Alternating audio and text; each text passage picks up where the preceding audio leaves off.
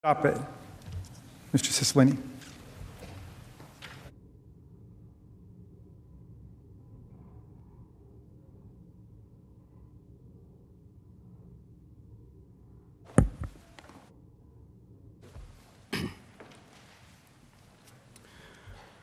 Mr. President, distinguished senators, you just heard from my colleagues about the harrowing events that happened here at the Capitol on January 6th and saw that very disturbing video.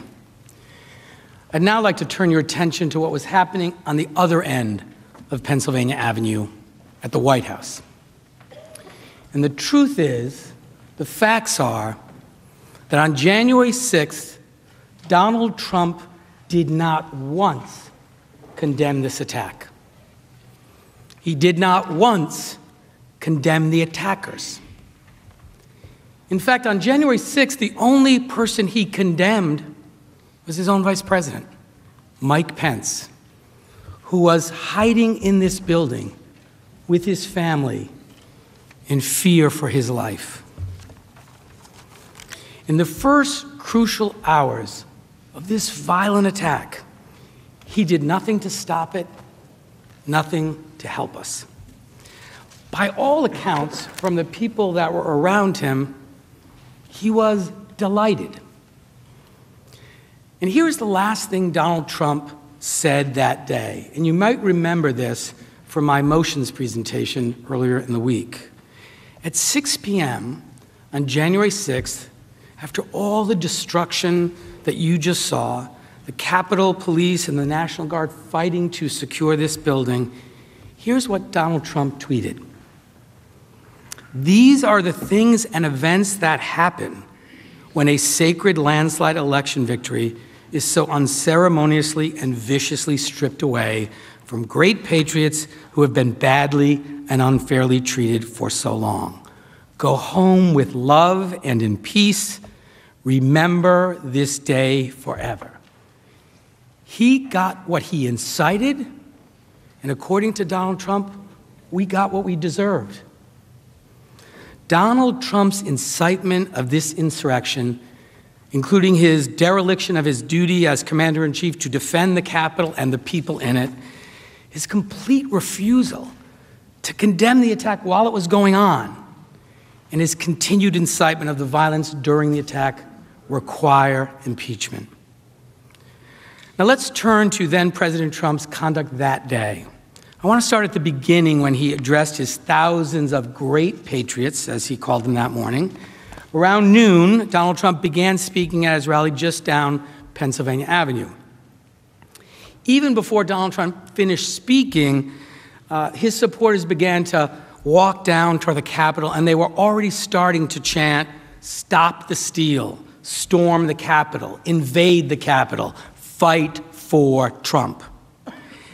And by 12:53 p.m., they had violently forced their way through the barricades here at the Capitol. Now, about 1 o'clock that day, with this chaos just starting, Speaker Pelosi, as the Constitution requires, formally commenced the process by which this chamber certifies the election results. Within 10 minutes, at 1:11 p.m., as if almost on cue, Donald Trump concluded his speech with his final reminder to the thousands gathered there that it was time to go to the Capitol. Let's watch. And we're going to the Capitol, and we're going to try and give, but we're going to try and give our Republicans, the weak ones, because the strong ones don't need any of our help, we're going to try and give them the kind of pride and boldness that they need to take back our country. So let's walk down Pennsylvania Avenue. I want to thank you all. God bless you, and God bless America. Thank you all for being here. This is incredible. Thank you very much.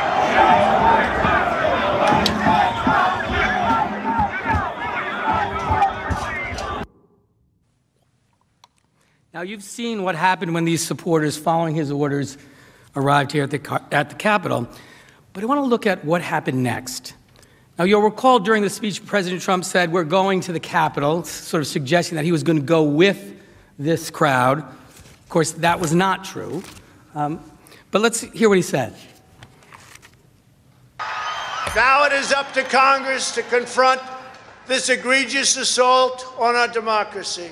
And after this, we're going to walk down, and I'll be there with you. We're going to walk down.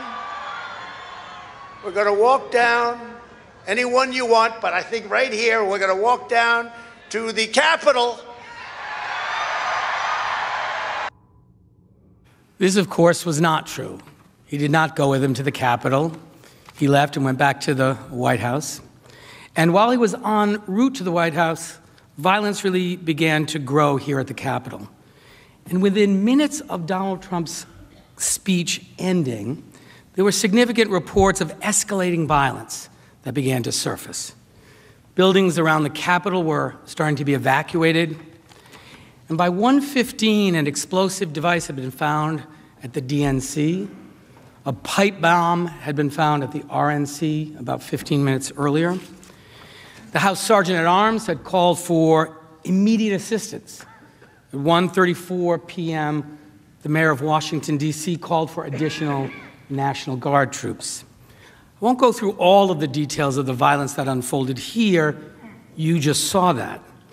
But as we walk through what our commander-in-chief did that day, I want to be very clear about exactly what was happening here at the same time. For 40 minutes, while buildings were being cleared, pipe bombs were being found, his supporters were literally breaching the perimeter of the Capitol and overwhelming law enforcement, and you saw the violence that was occurring. We heard nothing from the President of the United States.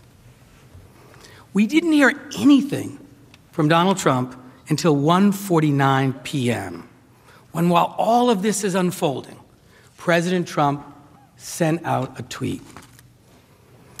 This was the first thing he did when he learned the United States Capitol, with all the members of Congress, his own vice president, was under violent attack.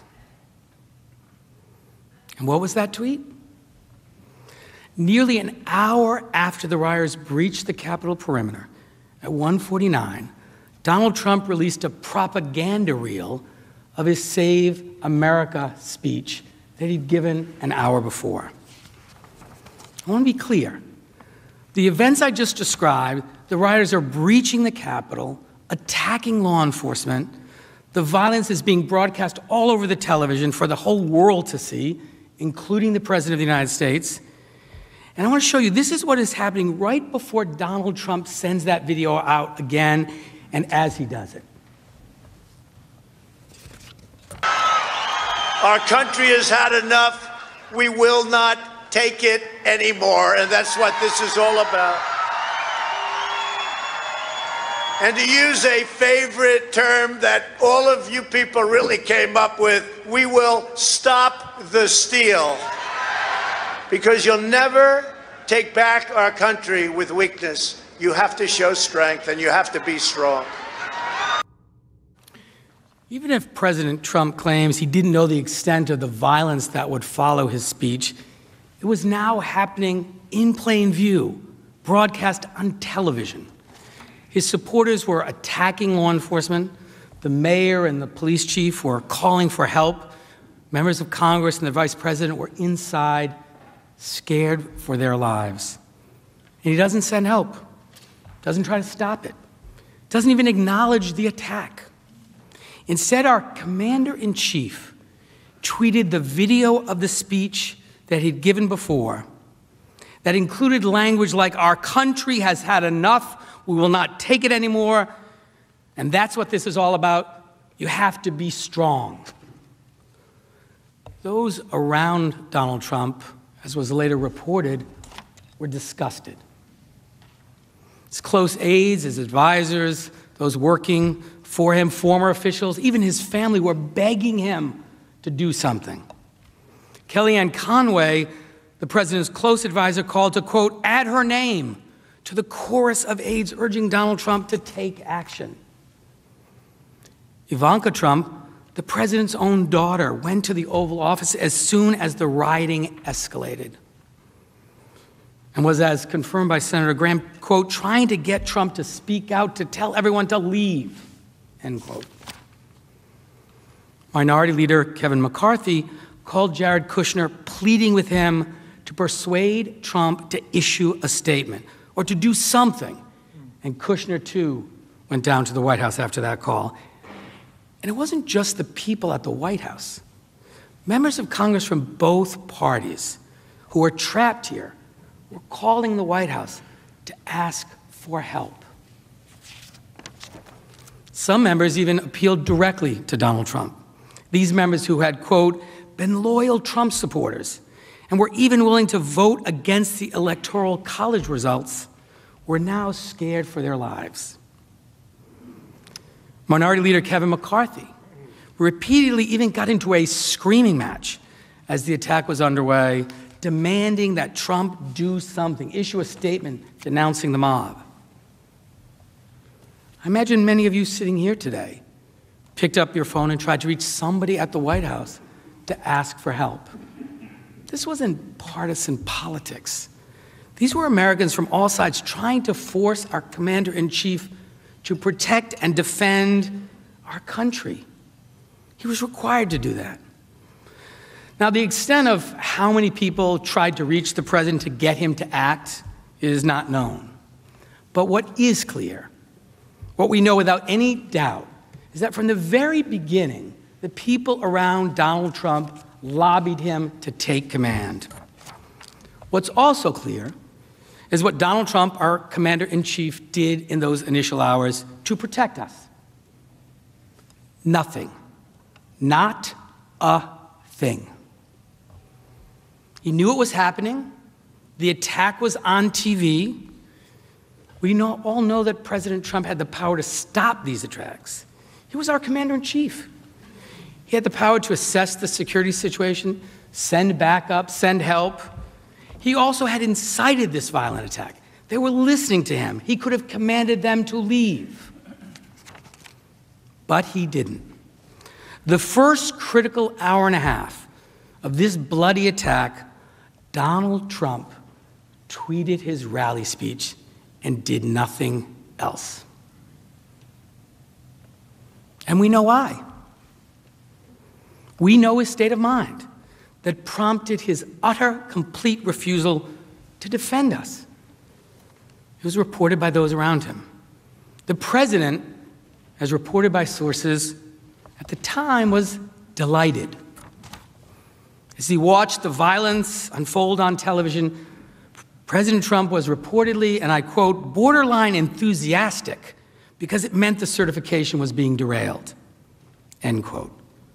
Senator Ben Sasse relayed a conversation with senior White House officials that President Trump was, quote, walking around the White House, confused about why other people on his team weren't as excited as he was, end quote.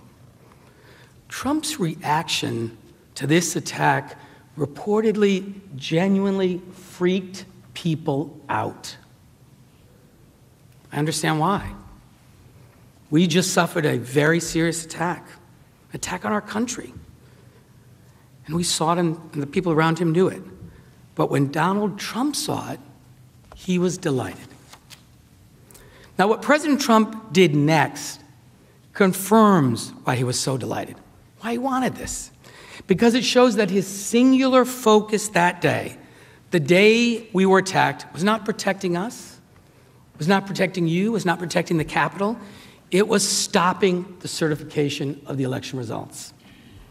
The evidence is clear. Shortly after 2 p.m., as the siege was fully underway, then President Trump made a call.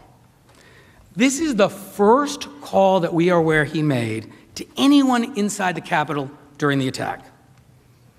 Didn't call the vice president to ask how he could help defend the Capitol.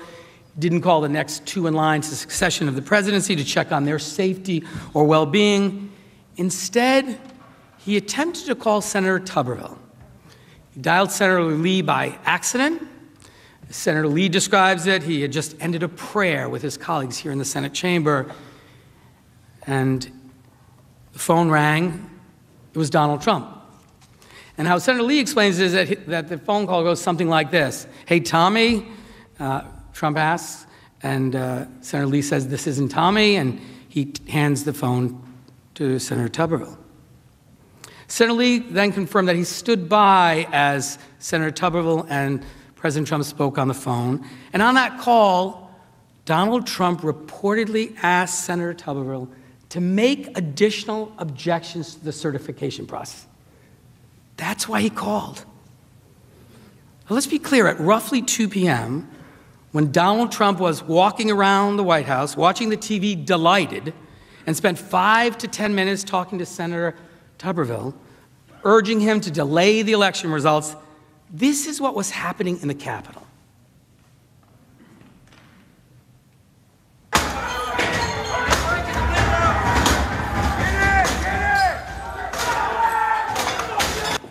We'll pause. Protesters are in the building. Thank you.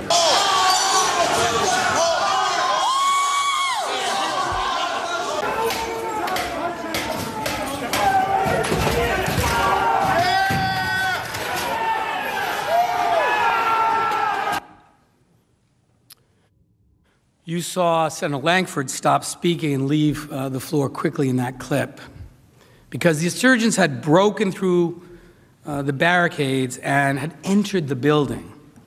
And as these armed insurrectionists banged on the doors, members of Congress were told to put on their gas masks, to put bags over their heads for safety and prepare to evacuate. And Donald Trump was calling to ask a senator to delay the certification process.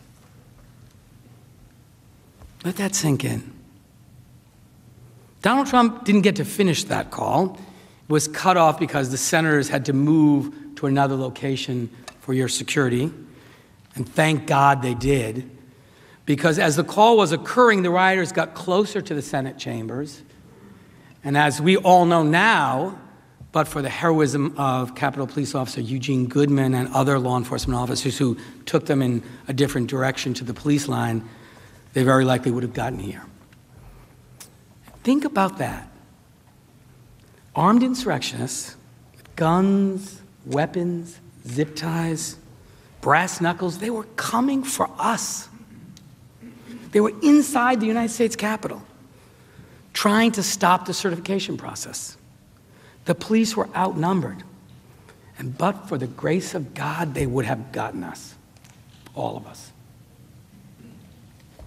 And our commander-in-chief makes a call about an hour after the siege began, not to preserve, protect, and defend you and our country and the Capitol, but to join forces with the mob and pressure a senator to stop certification.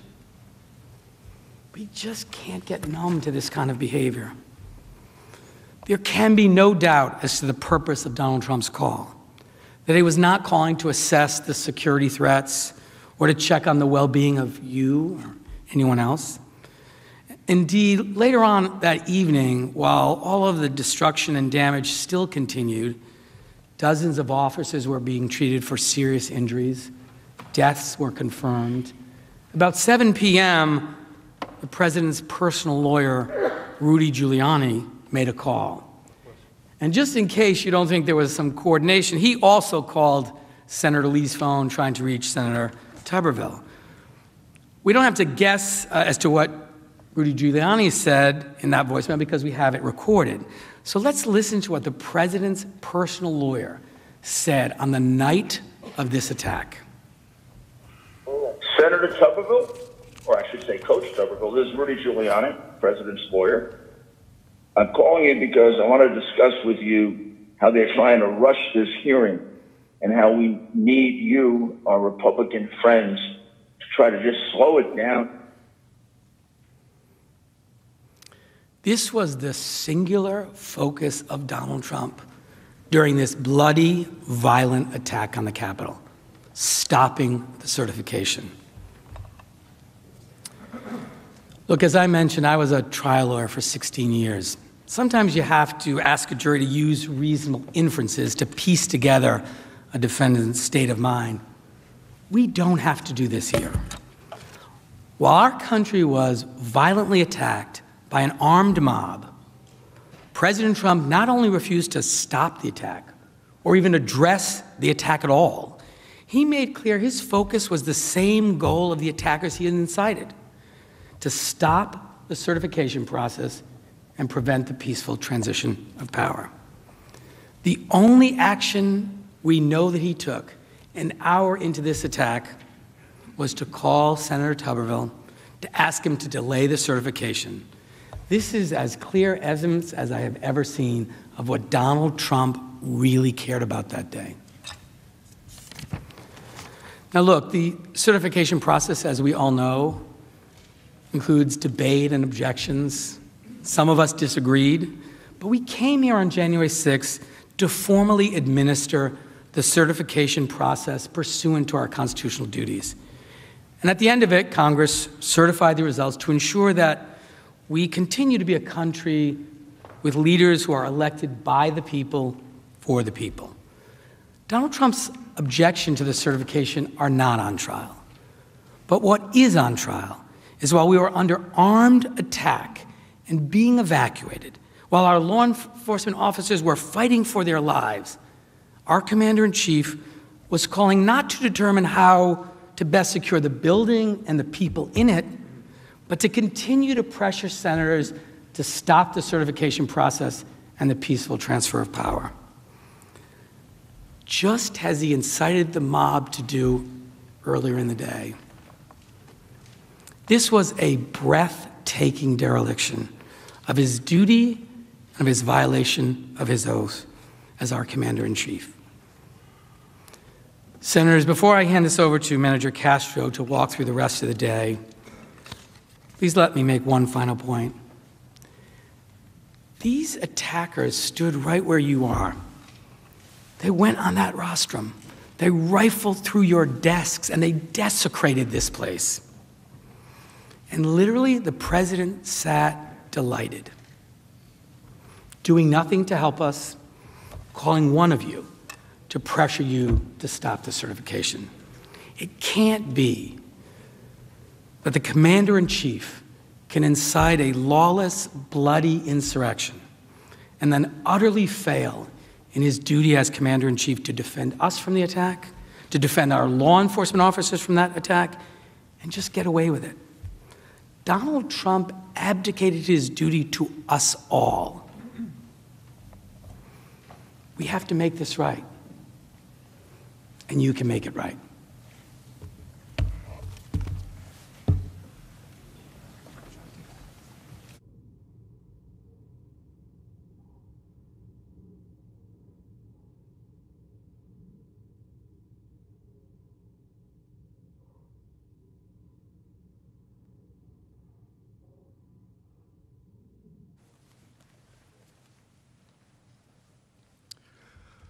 My fellow manager, David Cicilline, showed you what President Trump did and did not do in those first critical hours of the attack. He sent a tweet at 1:49 p.m. where he reposted a video of the speech that incited the attack. And he called a senator to ask him to delay the certification as the senator was being evacuated for his own safety. We left off around 2:15 p.m. At this point, insurgents were inside the Senate and the House, and the Senate had been evacuated for everyone's safety. And as you saw, Vice President Mike Pence and his family even had to be evacuated for their safety. Now, you'll recall, Donald Trump had made Vice President Pence a target. He attacked the vice president at the rallies, in speeches, and on Twitter. And during President Trump's speech that morning of the attack, he ramped it up again. After privately pressuring Mike Pence in front of thousands in the crowd, he called Mike Pence out 11 times, including saying, quote, "Mike Pence, I hope you're going to stand up for the good of our Constitution and for the good of your country. And if you're not, I'm going to be disappointed in you. I will tell you right now." And this was the crowd's response to Donald Trump's days of relentless attacks on his own vice president.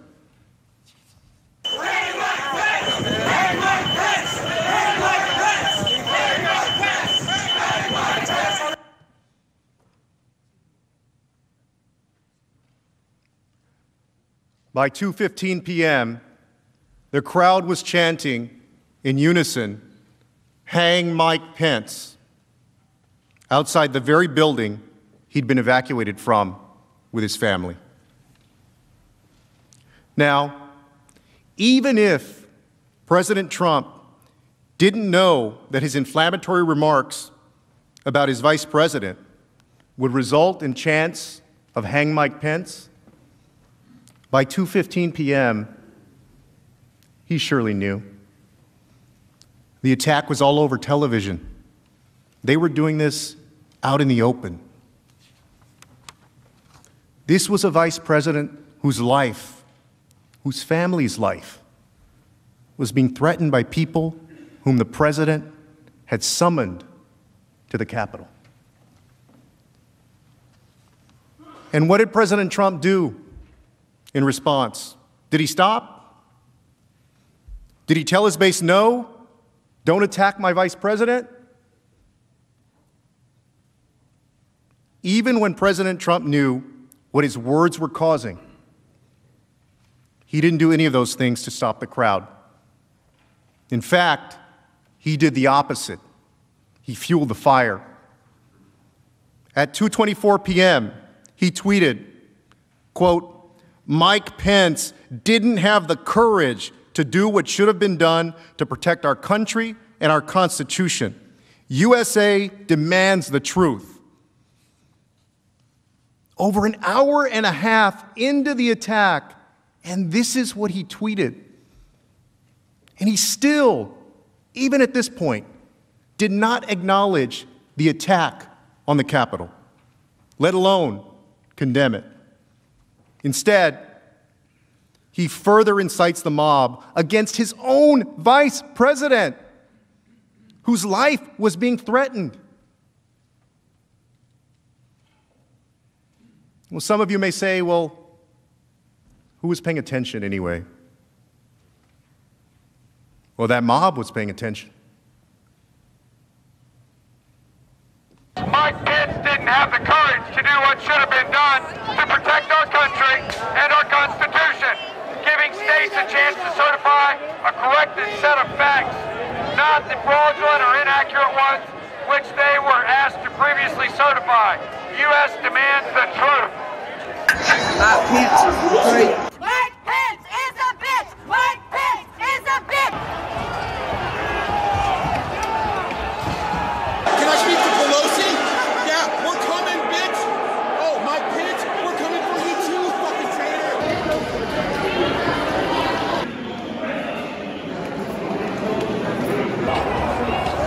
Donald J. Trump sent a tweet out saying that Mike Pence let us down. Mike Pence let us down, people. If you want to get something done, you're going to have to do it yourself.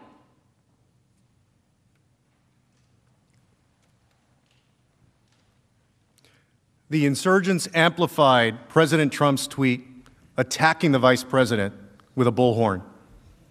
They were paying attention. And they also followed instructions. In fact, the insurgents were at one point, as you saw, 60 feet away from the vice president and the vice president's family. Some of these insurgents were heard saying, quote, that they hope to find Vice President Mike Pence and execute him by hanging him from a Capitol Hill tree as a traitor. And then they erected a gallows with a noose.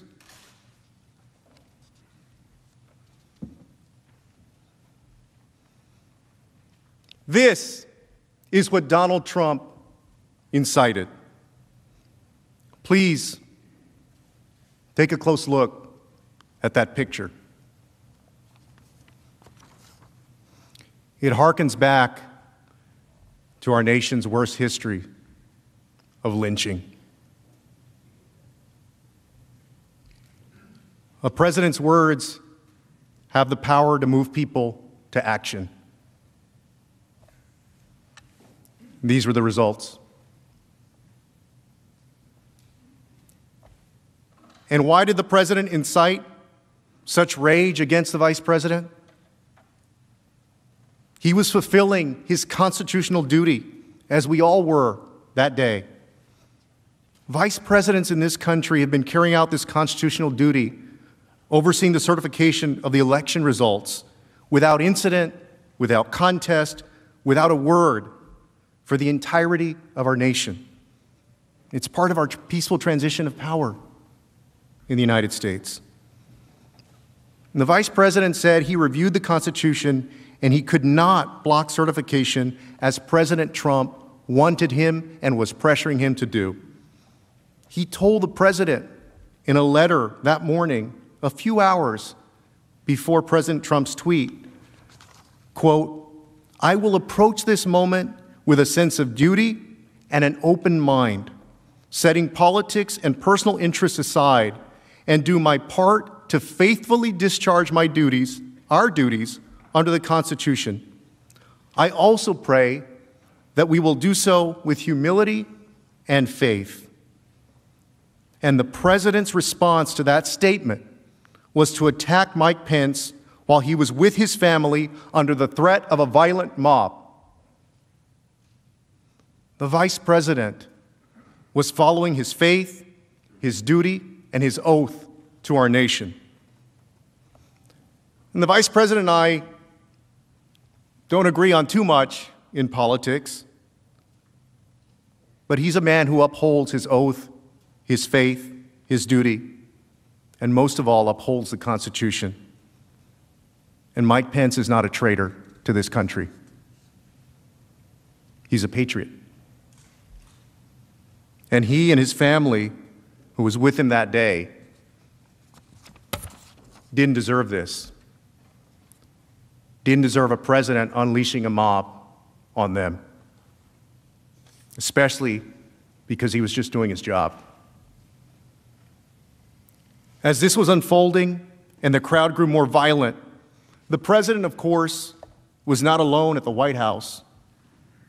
And the people closest to him, his family and advisors who saw this unfolding in real time, begged him, implored him to stop the attack.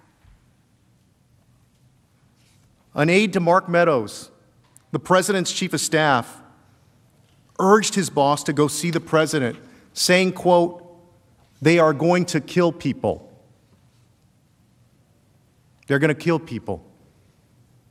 That's what those around President Trump feared.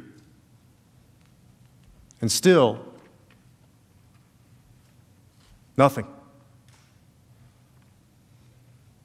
It wasn't until 2:38 p.m., nearly 2 hours after the start of the siege, that Donald Trump even acknowledged the attack.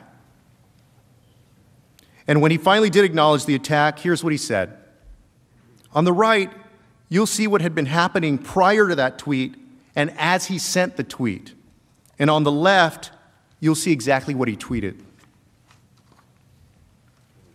I'm going to stop you there for just one moment because we do have some breaking news. We want to bring in congressional correspondent Chad Pergram as this is just all developing right now. Chad, I understand the Capitol is now on lockdown.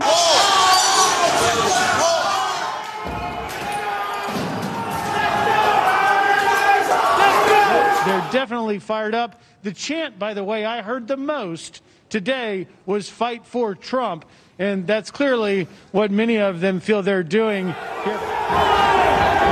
Hold the line! For the land of the free!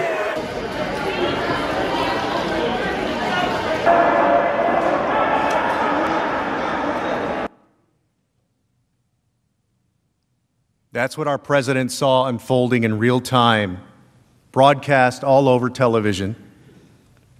And this is what he tweeted at 2:38 p.m. Quote, "Please support our Capitol Police and law enforcement. They're truly on the side of our country. Stay peaceful. And much has been made of the fact that in this tweet, he says, stay peaceful. Senators, stay peaceful? Think about that for a second. These folks were not peaceful. They were breaking windows, pushing through law enforcement officers, waving the flag as they invaded this Capitol building. This was a violent, armed attack. Stay peaceful? How about stop the attack? Stop the violence. Stay peaceful? How about you say immediately leave? Stop. And he said, please support our law enforcement. How about he actually support our law enforcement by telling these insurgents to leave the Capitol immediately, which he never did. He didn't. Because the truth is, he didn't want it to stop. He wanted them to stay and to stop the certification. And his failure had grave and deadly consequences. By 2:45 p.m., the warnings were tragically proven correct. Ashley Babbitt was shot by an officer as she tried to break through a glass door to reach the Speaker's lobby. At this point, the pleas to Donald Trump, publicly and privately, grew even more desperate. At 2:54 p.m., Alyssa Farah, a former strategic communications director, begged the president, quote, condemn this now. You're the only one they will listen to. For our country. Mick Mulvaney, the president's former chief of staff, his right-hand man at one point, tweeted at 3:01, the president's tweet is not enough. He can stop this now and needs to do exactly that. Tell these folks to go home. He can stop this now. Tell these folks to go home. At 3:06 p.m., Rep. McCarthy appeared on Fox News. Here's what he said. I could not be sadder or more disappointed with the way our country looks at this very moment. People are getting hurt. Anyone involved in this, if you're hearing me, hear me very loud and clear. This is not the American way.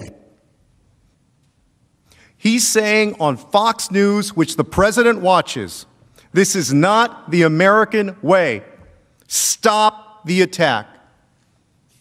Representative Gallagher at 3:11 p.m., while secured in his own office, posted a video to Twitter.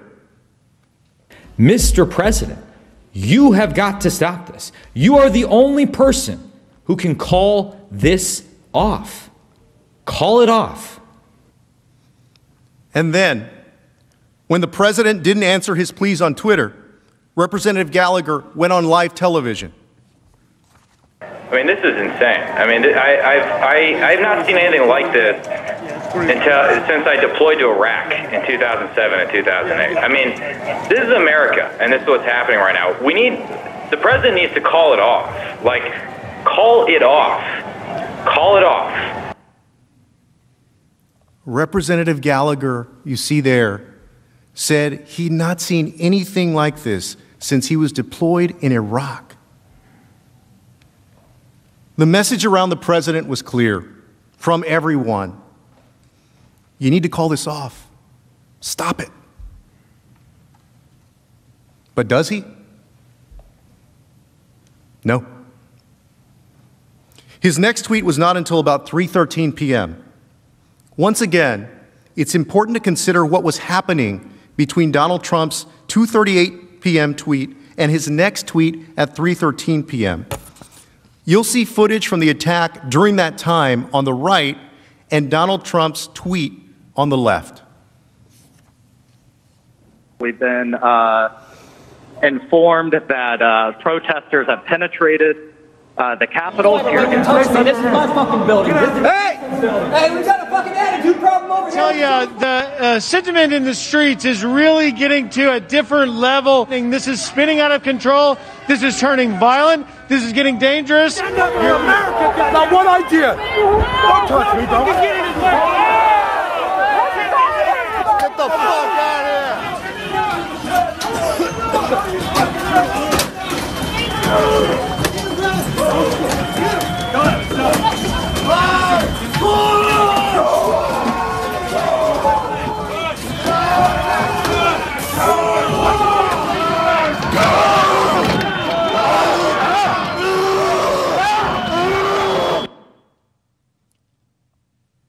This isn't 10 minutes into the insurrection. This isn't just after his speech earlier that day. That's what our commander-in-chief saw happening, and that was his response. You'll notice one of the things he says to his mob, to these insurrectionists, rather than to stop or to leave, was to say thank you. Thank you. Thank you for what? Thank you for shattering the windows and destroying property. Thank you for injuring more than 140 police officers. Thank you for putting in danger all of our lives and the lives of our families. How about instead of thank you, Donald Trump on that day acted like our commander-in-chief and stopped this as only he could and told those people to leave. And here's what former Governor Chris Christie, his very good friend, said after that tweet. Pretty simple. The president caused this protest to occur.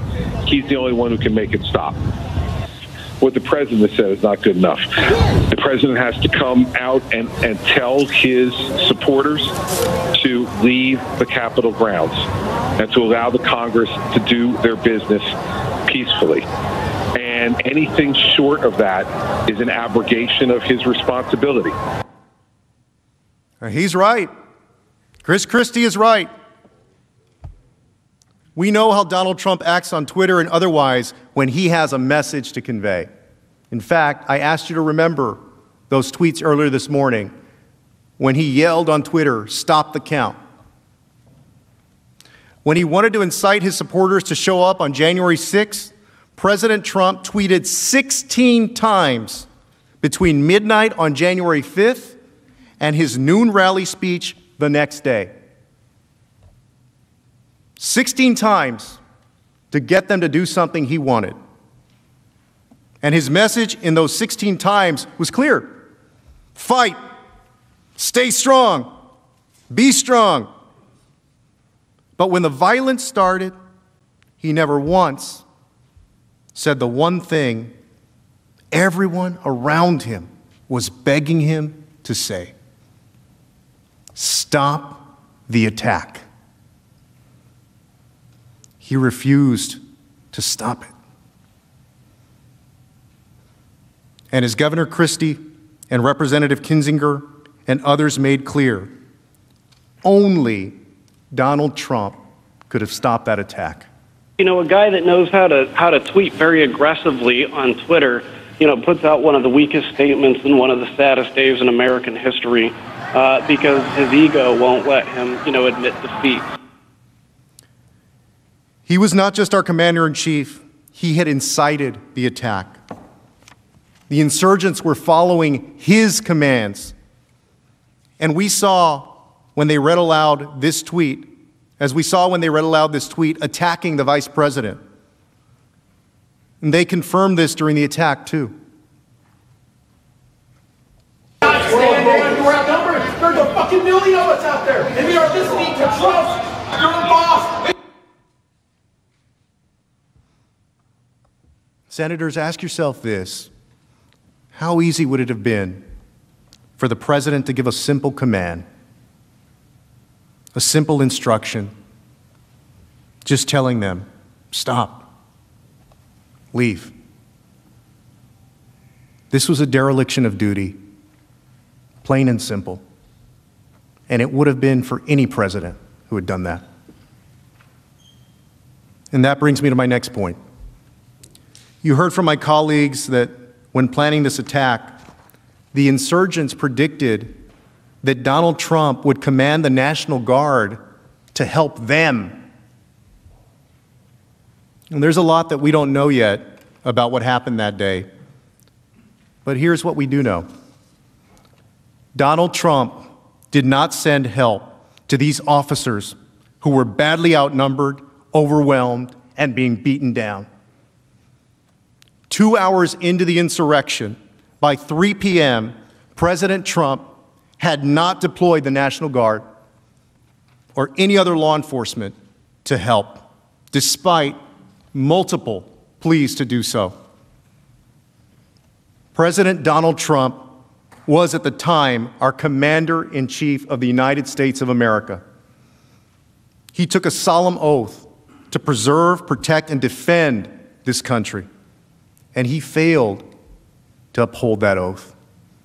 In fact, there's no indication that President Trump ever made a call to have the Guard deployed or had anything to do with the Guard being deployed when it ultimately was. And shortly after 3:04 p.m., the acting defense secretary announced that the Guard had been activated and listed the people he spoke with prior to this activation, including Vice President Mike Pence, Speaker Pelosi, Leader McConnell, Senator Schumer, and Representative Hoyer. But that list did not include the president. This omission of his name was reportedly not accidental.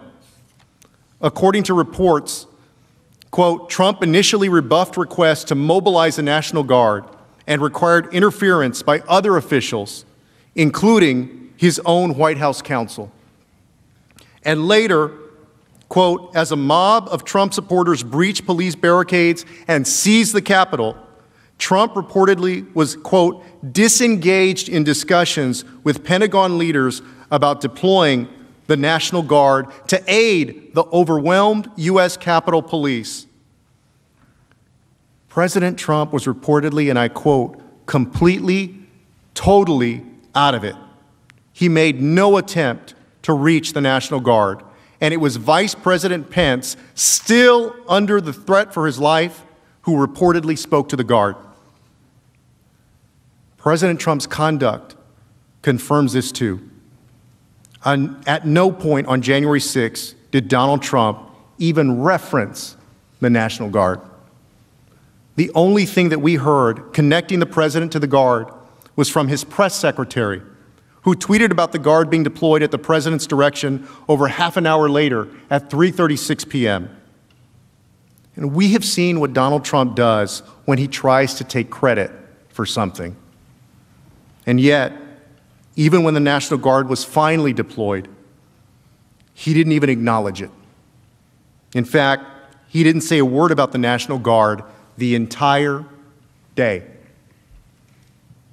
Think about that. The bloodiest attack we've seen on our Capitol since 1812, and our president couldn't be bothered to even mention that help was on its way. These insurgents had been attacking our government for over 4 hours by that point. And we may have been the target, but it was the brave men and women who protect our Capitol who were out there combating thousands of armed insurgents in a fight for their lives. And that's who Donald Trump left entirely unprotected. Hold on! Let's get there!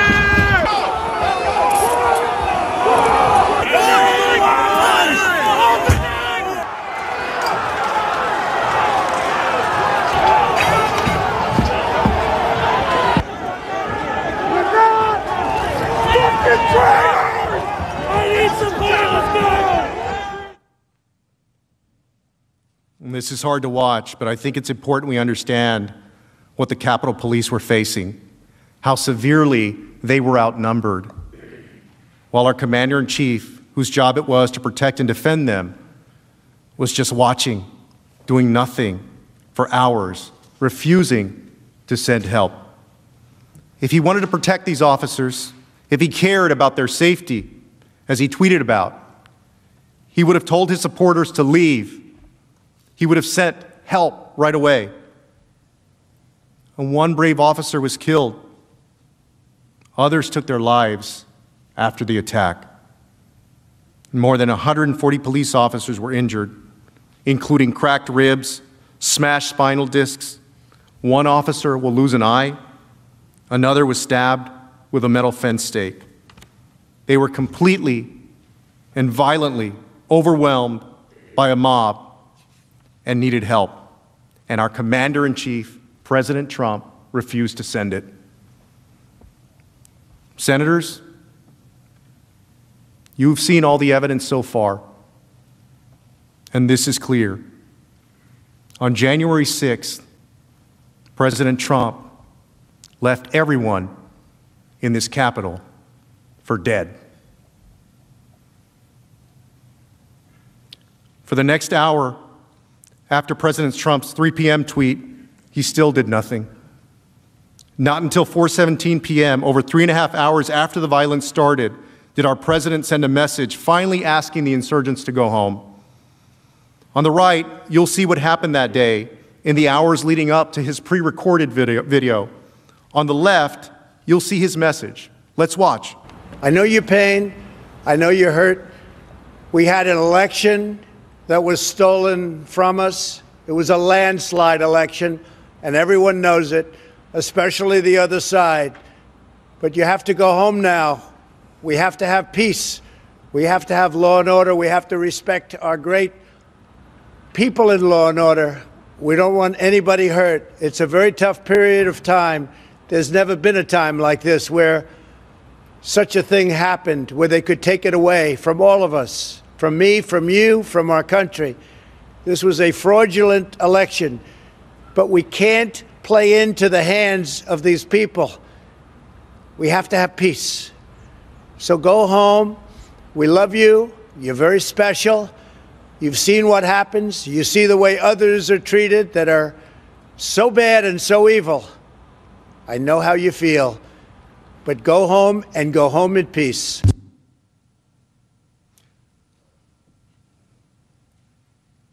This is the first time our commander-in-chief spoke publicly at all since the attack began, over the 3.5 hours after it started. And these are the entirety of the words the president spoke out loud to the American people or to the attackers that entire day. Nowhere in that video, not once, did he say, I condemn this insurrection. I condemn what you did today. Nowhere did he say, I'm sending help immediately. Stop this. Here's what he said instead. I know your pain. I know you're hurt. We had an election that was stolen. Even after all the things we witnessed, even after all of that carnage, he goes out and tells the same big lie. The same big lie that enraged and incited the attack. He repeated this while the attack was ongoing and while we were still under threat. And here's what else he said. Go home in peace. We love you. You're very special. Senators, you were here. You saw this with your own eyes. You faced that danger. And when President Trump had an opportunity to confront them as the leader of us all, as our commander-in-chief, what did he tell them? We love you. You're very special. This was not a condemnation. This was a message of consolation, of support, of praise. And if there's any doubt that his supporters, these insurgents, took this as a message of support and praise, watch for yourselves. Donald Trump asked everybody to go home. He just put out a tweet. It's a minute long. He asked everybody to go home. Why do you think so? Because, dude, we won the fucking day. We fucking won. How did we win? Well, we won by sending a message to the senators and the congressmen. We won by sending a message to Pence, okay, that if they don't do as it is their oath to do, if they don't uphold the Constitution, then we will remove them from office one way or another. I suspect you recognize that man. You'll hear him say that we won the day. Who won the day? We know that at least 5 people lost their lives that day. The House and the Senate were in life-threatening danger, and so was the Vice President. And think of everyone else here as well. Who won on January 6th? That's not a win for America, but it is a win for Donald Trump unless we hold him accountable. Now, a little over an hour after that video, the brave members of law enforcement secured the Capitol, and we as a Congress got ready to continue certifying the results of our free and fair election. A half hour after that, President Trump issued another tweet in case there was any doubt as to whether he was happy with the people who did this, as to whether he had incited this. He commemorated what happened on January 6th. At 6:01 p.m. on January 6th, he tweeted, quote, "These are the things and events that happen when a sacred landslide election victory is so unceremoniously and viciously stripped away from great patriots who've been badly and unfairly treated for so long." Ending with, "Remember this day forever." My colleague, Manager Cicilline, started with this tweet because this tweet shows exactly how Donald Trump felt about what happened on January 6th. These are the things that happened. He's saying this was foreseeable. He's saying, I told you this was going to happen if you certified the election for anyone else, and you got what you deserved for trying to take my power away. Great patriots, go home with love and in peace. Remember this day forever. He's saying to them, you did good. He's not regretful. He's not grieving. He's not sad. He's not angry about the attack. He's celebrating it. He's commemorating it. This is the entirety of what President Trump said to the public once the attack began. 5 tweets and a pre-recorded video. On the day of the most bloody insurrection we've faced in generations, our commander-in-chief, who's known for sending 108 tweets in a normal day, sent 5 tweets and a pre-recorded video. That is the entirety of President Trump's public statements from when the attack began until he went to bed on January 6th. That's all he did, despite all the people we know who begged him to preserve, protect, and defend. That was our commander-in-chief's response. He began the day with, quote, "Our country has had enough. We will not take it anymore." And that's what this is all about. And he ended the attack letting us know that we got what he forewarned that morning. We will, of course, each of us, remember that day forever, but not in the way that President Trump intended. Not because of the actions of these violent, unpatriotic insurrectionists. I'll remember that day forever, because despite President Trump's vicious attempts throughout the day to encourage the siege and block the certification, he failed. At 8:06 p.m., the Senate gavelled into session, and the counting of the electoral votes continued. About an hour later, the House followed suit. And close to 4 a.m., after spending a significant part of the day evacuated or on the floor or hiding, this great body fulfilled the will of the people and certified the Electoral College vote. And I'm proud to be part of Congress. I'm proud that we ensured that the will of the American people finally prevailed on that day. And I'm proud that I and everyone in this room abided by our oath of office, even if the president didn't abide by his. And President Trump, too, took an oath as president. He swore on a Bible to preserve, protect, and defend. And who among us can honestly say they believe that he upheld that oath? And who among us will let his utter dereliction of duty stand?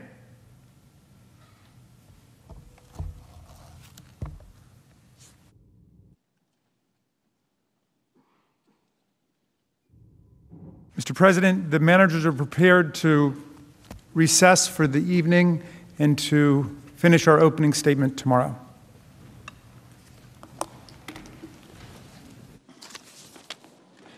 Mr. President. Majority leaders. Pursuant to Impeachment Rule 16, I make a motion. Statements were attributed to me moments ago by the House impeachment managers. Statements relating to the content of conversations between a phone call involving President Trump and Senator Tuberville were not made by me. They're not accurate, and they're contrary to fact. I move, pursuant to Rule 16, that they be stricken from the record.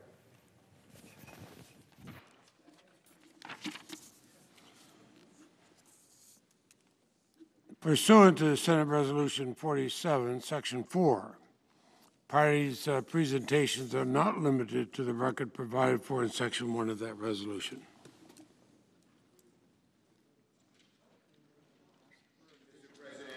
Senator, I appeal the ruling of the chair. I couldn't hear what he said. I appeal the ruling of the chair, Mr. President.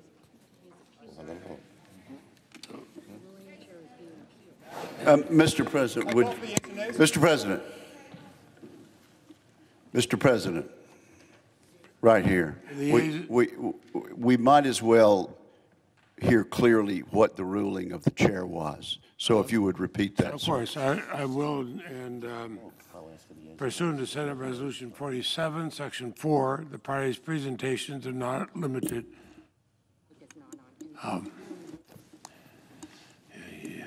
There you go. It's on now. Pursuant to Senate Resolution 47, Section 4, parties' presentations are not limited to the record provided for in Section 1 of that resolution. The senator from Utah has appealed that ruling. Is that correct? Yes, I have. Have you? And the yeas and nays have been requested for sufficient. And what is the question? Is it, shall the ruling of the chair be sustained? Is that the question? Yes. Is whether the ruling of the chair with respect to the No. And what, may I ask, is the ruling of the chair? My point was not about whether it's appropriate for them to make characterizations. My point was to strike them because they were false. The question is whether the ruling of the chair that Senate Resolution 47 applies to this situation is correct. The question is whether Senate Resolution 47, Section 4, is correct. The parties' presentations are not limited to the record provided for in Section 1 of that resolution. Mr. President, that is not my motion. You've ruled on a motion. You've ruled on something that was not what I moved.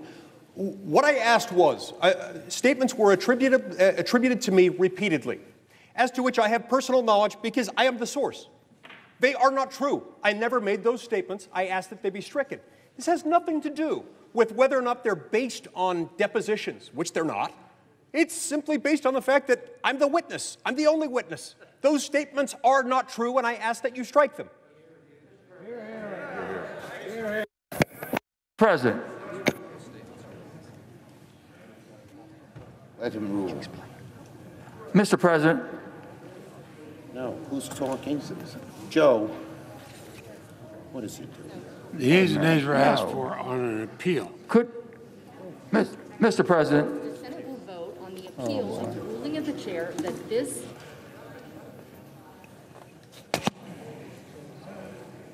is. Can you hit the mic button. Come on. You're in trouble with the mic, I'm sorry. The yeas and nays have been asked. The yeas and nays have been asked for. The yeas and nays have been requested. Let him explain. Please let him explain, Mr. President.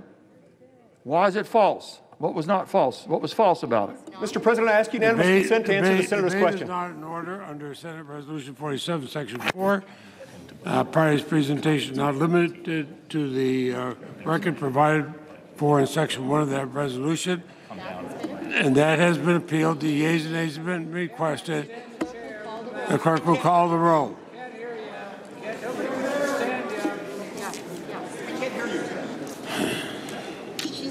Ms. Baldwin.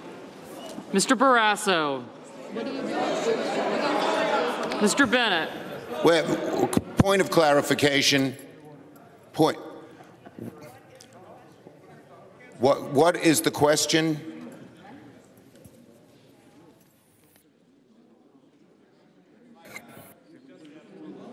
Yeah, we're not allowed to here. Yes? I suggest the absence of a quorum while we work this out. Clerk will call the roll. No objection. Clerk call the roll. Ms. Baldwin.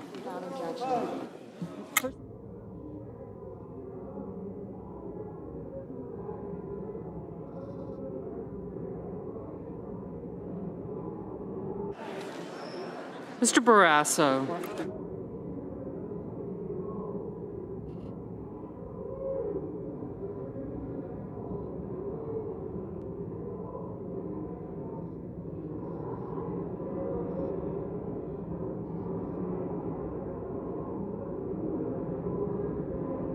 Okay. Mr. Bennett.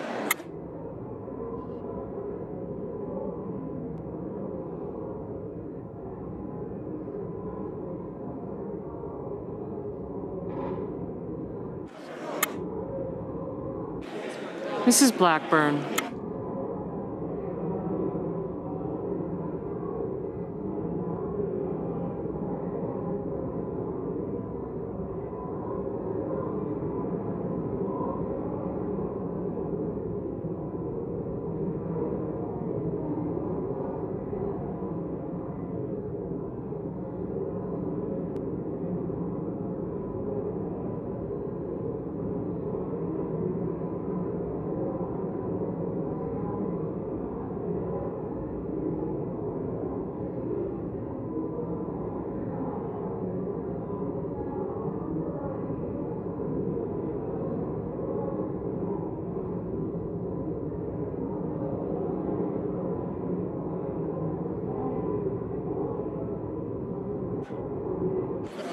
Mr. Blunt.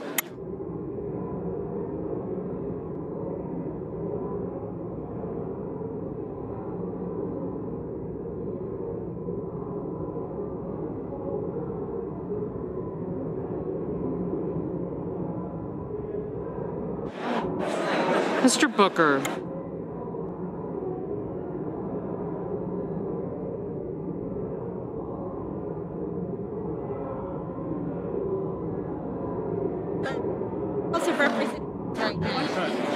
Mr. Bozeman.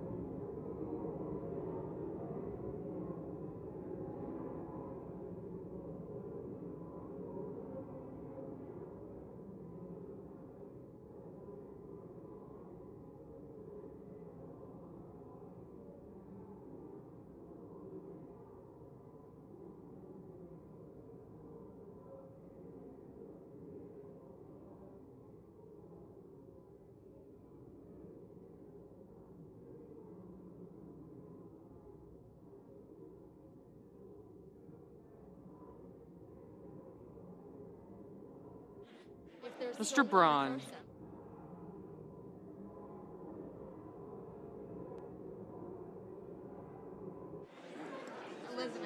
Mr. Brown.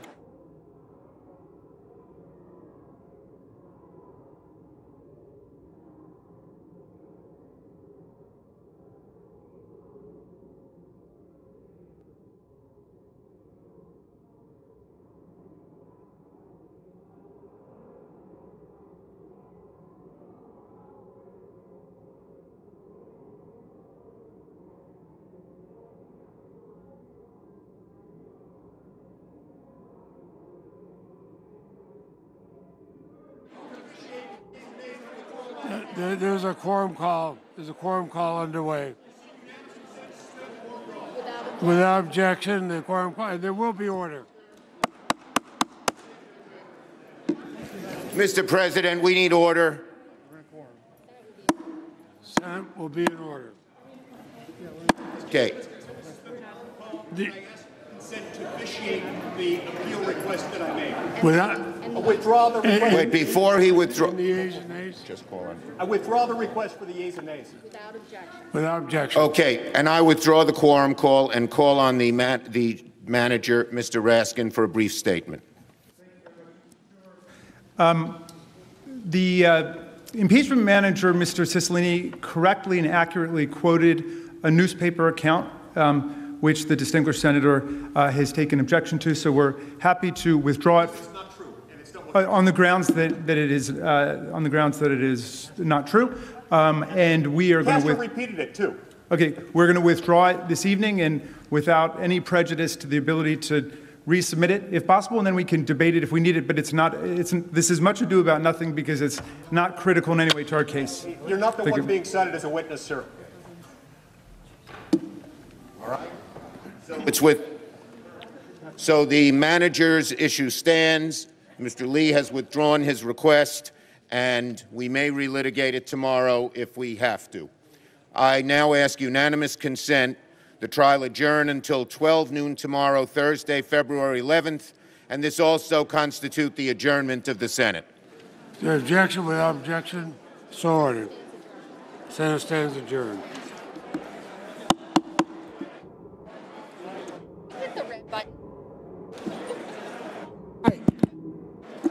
This is not working. Mike. I mean, the mic is working.